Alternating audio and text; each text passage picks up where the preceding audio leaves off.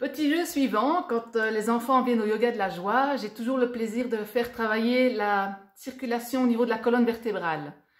Donc on va bien stimuler la colonne en faisant des roulés arrière sur le tapis. Venez. Alors, je m'installe au bout de mon tapis. Et la question souvent c'est, où part-on en voyage? Alors les enfants me répondent, oh on va au soleil, au pays des bonbons. Oui, où pourrait-on partir alors? Au pays de la bonne santé, pardi. Alors allons-y. Vous êtes prêts? J'enroule bien le dos et je m'enroule. Hop. Et puis je reviens. On le fait plusieurs fois. On enroule et on revient.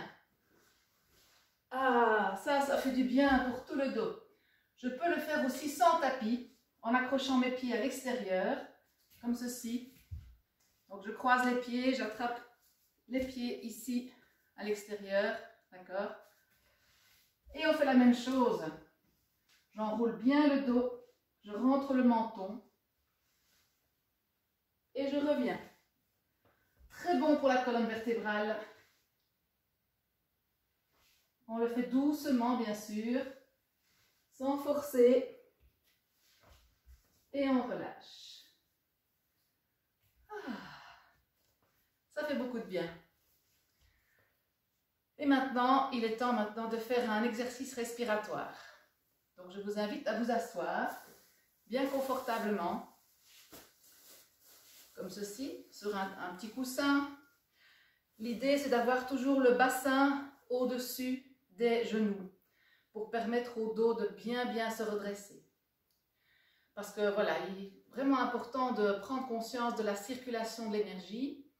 Quand vous travaillez votre dos, vous travaillez toute votre énergie. Donc c'est vraiment un travail qui est très bien pratiqué en yoga. C'est la stimulation de la colonne vertébrale, la stimulation du dos, du maintien et de la respiration forcément en parallèle.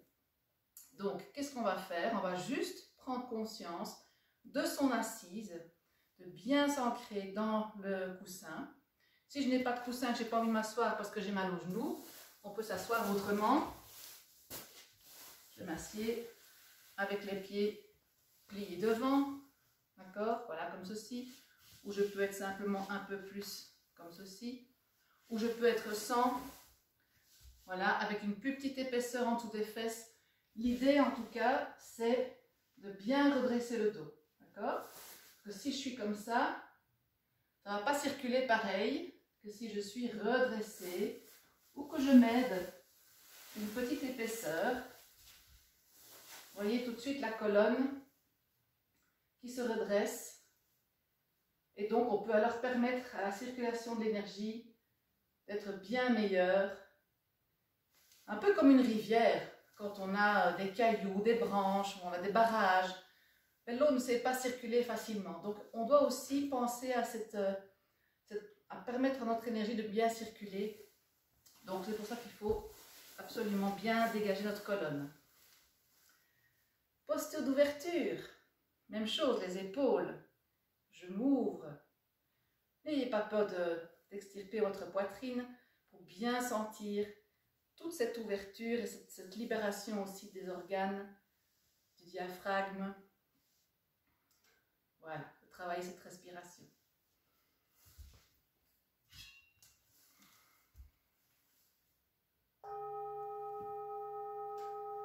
Dans un travail respiratoire, je vous invite ici maintenant à juste déposer le pouce droit sur la narine droite et de laisser respirer, de prendre de l'air par la narine gauche.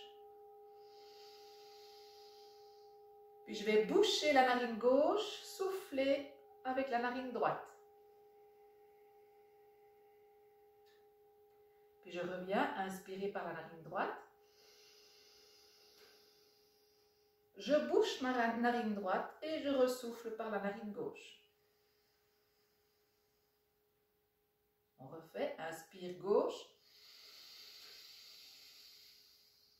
Bouchez à gauche, soufflez à droite. Inspirez à droite. Bouchez à droite, soufflez à gauche.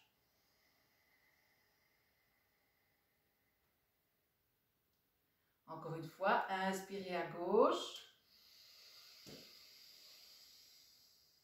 Je bouche et je souffle à droite. Encore une fois, inspirez à droite. On bouche à droite et on souffle à gauche.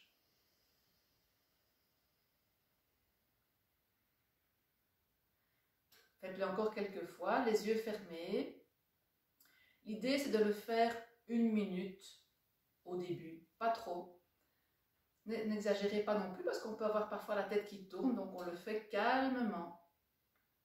Inspirez profondément de 4 à 6 temps. 1, 2, 3, 4. Expire. 1, 2, 3, 4. On essaie que l'inspiration et l'expiration soient du même temps.